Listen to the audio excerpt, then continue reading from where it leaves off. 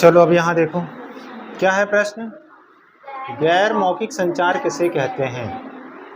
अच्छा, अभी तक हमने मौखिक संचार पढ़े थे। मौखिक संचार में क्या था?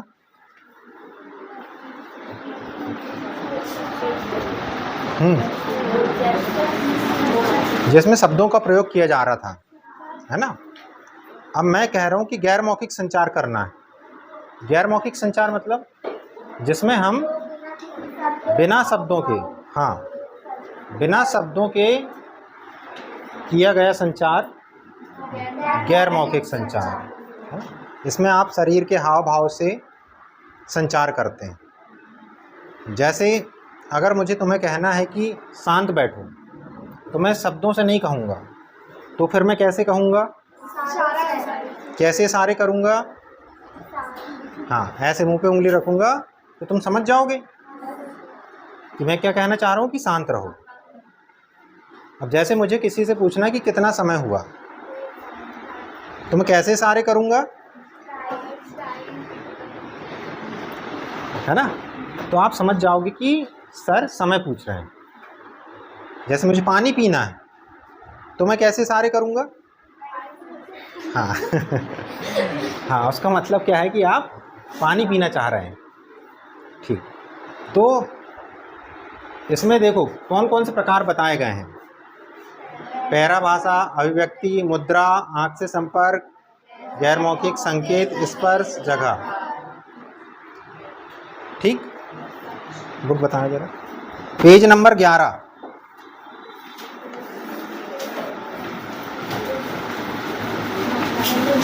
पीछे से ले लो, एक इनको दे दो, एक इनको दे दो, इन्हें लिखा है। देखो क्या लिखी परिभाषा।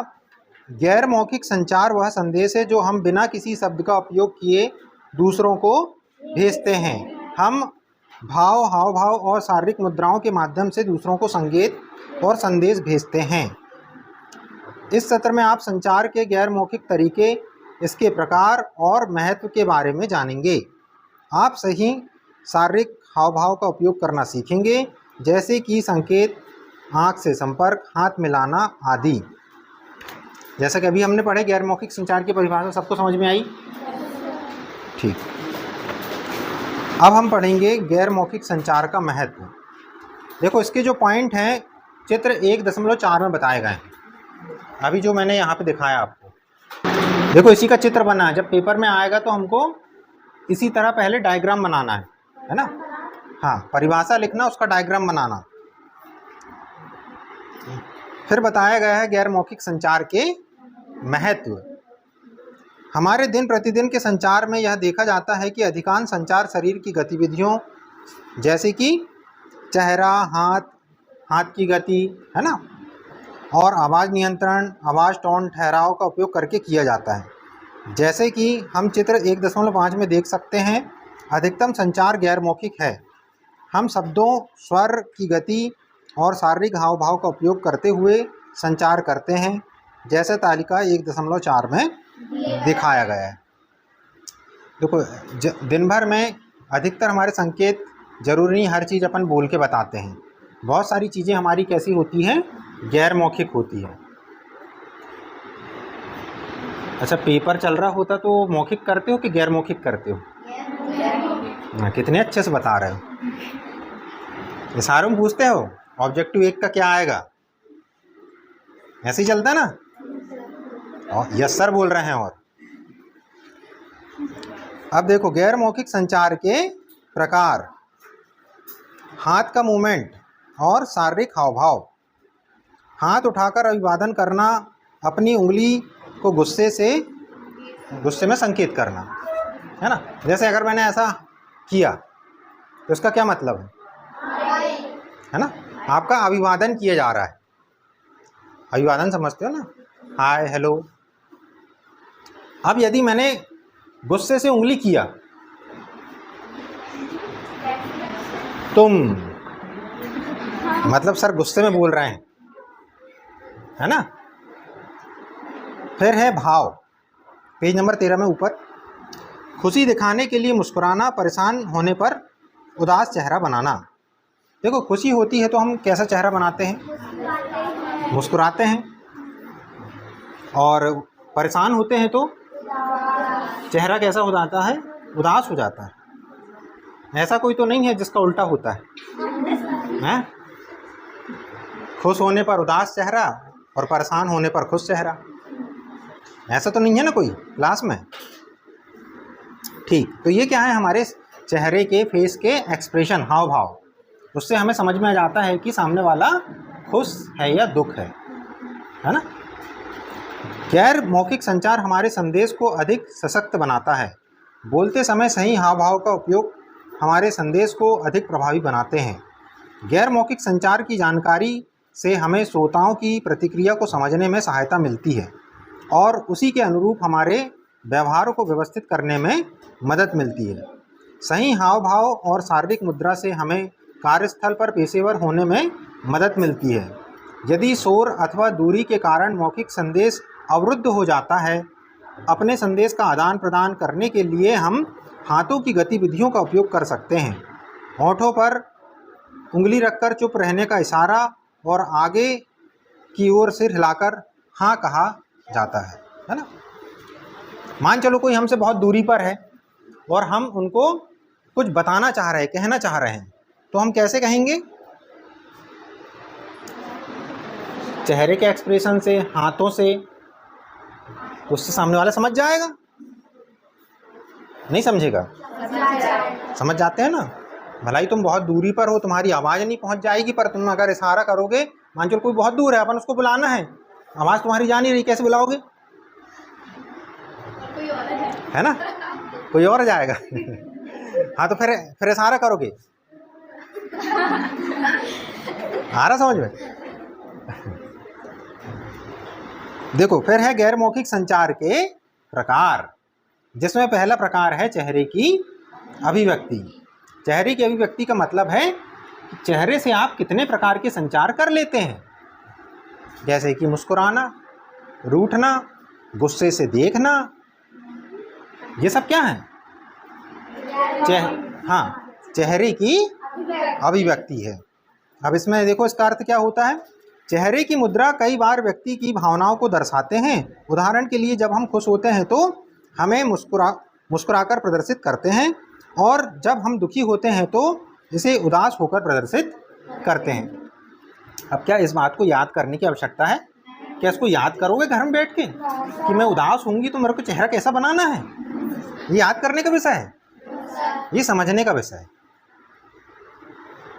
आ रहा समझ में? इसको रटोगे घर में जाके कि हमको है ना।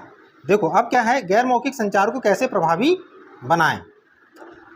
अपने चेहरे को शांत रखें। आप क्या कह रहे हैं उसके साथ अपने हाव भाव मिलाएं। यदि आप किसी बात पर सहमत हैं तो सुनते समय सहमति में अपनी गर्दन हिलाएं, जो आपकी सहमति को दर्शाता है। मतलब गैर मौखिक संचार में हम चेहरे की अभिव्यक्ति को और ज़्यादा प्रभावी कैसे बना सकते हैं, इसके बारे में बताया गया है। जैसे अगर कोई हमसे बात कर रहा है और हम सामने वाले की बात से सहमत हैं, तो हम क्या करेंगे? गर्दन को ऐसे हाँ की तरफ हिलाएंगे, जिससे सामने वाला समझ जाएगा कि ये हमारी बात से सहमत है और हमारी बात ध्यानपूर्वक सुन रहे हैं। सहमत नहीं है तो गर्दन हिलाते हुए नहीं, है ना, उससे समझ में आ जाएगा कि सहमत नहीं है। चलो अब आगे देखो, शारीरिक मुद्रा। मुद्राएं शरीर की स्थितियां होती हैं जो हमारे आत्मविश्वास और भावनाओं को व्यक्त करती हैं। उदाहरण के लिए, सीधी शारीरिक मुद्रा आत्मविश्वास को दर्शाती है। सिर को पकड़ना आपकी थकान को दर्शाता है। अब जैसे मान चलो, जाओ जरा तुम उधर खड़े हो जाओ, खड़े हो जाओ वहाँ। हाँ, तुम भी जाओ, जाओ, दोनों खड़े हो जाओ वहाँ पे। अब हम देखेंगे शारीरिक मुद्राएं, ठीक है। एक सर पकड़ के खड़े हो जाएगा और एक आत्मविश्वास से सीधा खड़ा रहेगा। दोनों डिसाइड कर लो कौन क्या करेगा, जल्दी डिसाइड करो। अब इनके अंदर डिसीजन मेकिंग थोड़ी कम है, जल्दी डिसाइड करो। हाँ हाँ, सर पकड़ लो, एक सर पकड़ के ऐसे सर पकड़ के बैठ जाओ, बैठ जाओ वहीं, बैठ जाओ सर पकड़। अबे वहाँ नहीं बैठना है, वहीं में नीचे बैठ जाओ। ऐसा ऐसा ऊपर बैठ जाओ ना, हाँ सर पकड़ लो और तुम आत्मविश्वास से ऐसा खड़े रहो तान के। हाँ, अब दोनों में आप लोगों को ये देखना है कि इन दोनों में आत्मविश्वास किस में ज़्यादा दिख रहा है।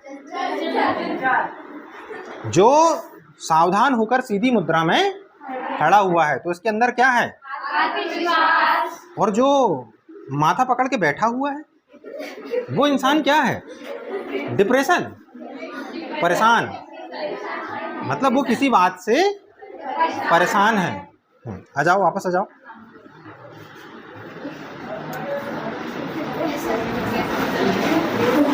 अपने ऊपरी शरीर को शिथिल रखें। अब इसको कैसे प्रभावी बनाएंगे, अपने ऊपरी शरीर को शिथिल रखें और कंधों को सीधा रखें।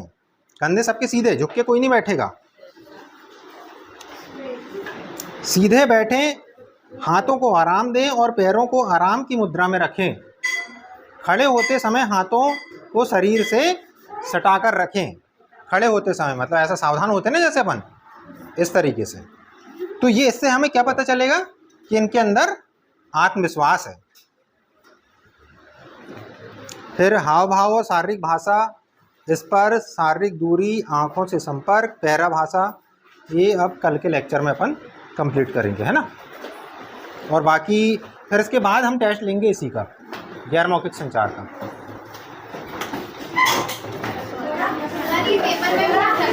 हाँ, पेपर में आएगा तभी तो हम पढ़ा रहे हैं। हाँ, इसको ग्रुप में डाल देंगे, ठीक।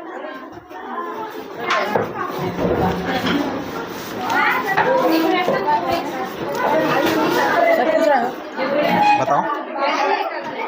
प्रभावी संचार तभी संभव है जब हम व्यवहारिक संचारों कौशलों मूलभूत का सिद्धांत का पालन करेंगे।